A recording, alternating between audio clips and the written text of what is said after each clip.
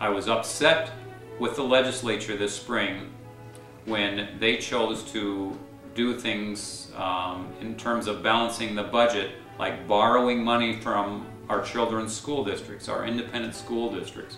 We, in essence, delayed payment to school districts so that we could say that we had a balanced budget. Those are not real solutions.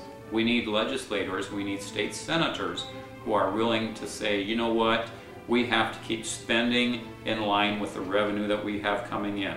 We need to bring about equalized funding for education in Minnesota.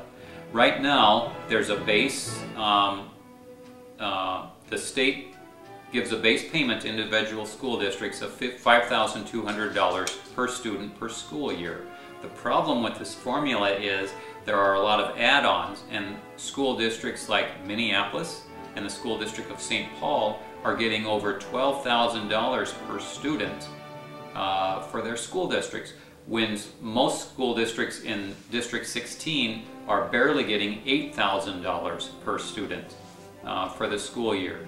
So in my mind, that needs to be equalized. Every school district across the state should be getting the same amount of money per student, and that money should be following the student. If parents decide to put their child in a school district outside of the town when they live, that funding should follow the students. Parents have the right to choose how to educate their children, and if they want to homeschool their children, they have the right to do so. If they want to put them in a private school or a Christian school, they have the right to do that.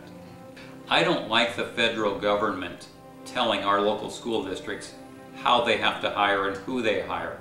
I believe in local control as much as possible. We have school board elections all across the state in Minnesota, and we're voting on, we still have the right to vote on school board members.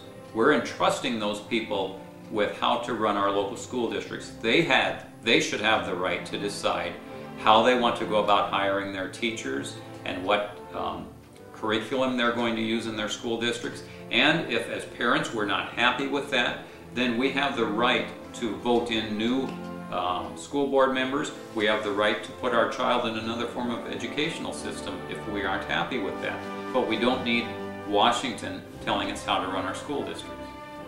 I'm a candidate who has conservative values and honest leadership, and I appreciate your vote on November 2nd to send me to St. Paul to serve you in the state legislature.